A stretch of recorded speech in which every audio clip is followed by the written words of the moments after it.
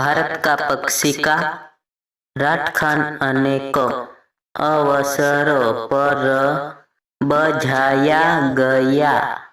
जाते हैं राठी गान के सही समय पर अनुदेश जारी की गए। ईसने में वे अवसर जिन पर इससे बजाया गया जानना चाहिए और ईसन राठी गान को सम्मान देने की आवश्यकता के बारे में बताया जाता है। सामाय सूचना और मांगया दयन के लिए इस सूचना में ईसने अनुदेश का सारांश निहित किया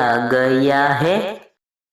राठिया ध्वज तिरंगे में समान अनुपात में 3 सेक्षित पठिया है। केसरिया रंगों सबसे ऊपर सफेद है। ध्वज की लंबाई चौड़ाई का अनुपात है। सफेद पट्टी के बीच में नीले रंगों का चक है।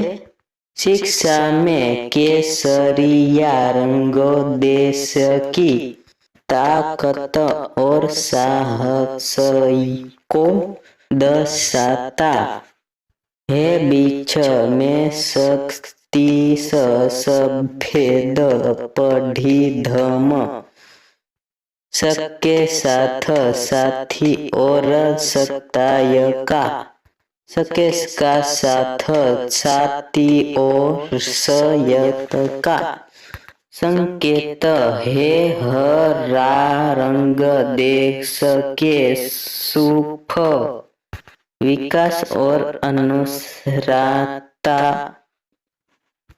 इसका प्रारूप सारनाथ में अशोक के सिंह स्तंभर पर बंधे छक से लिया गया है। इसका व्यास सफेद पट्टी की चौड़ाई ध्वज का प्रारूप 22 जुलाई को अपनाया। राठीय धनझर पर और अविधक जानकारी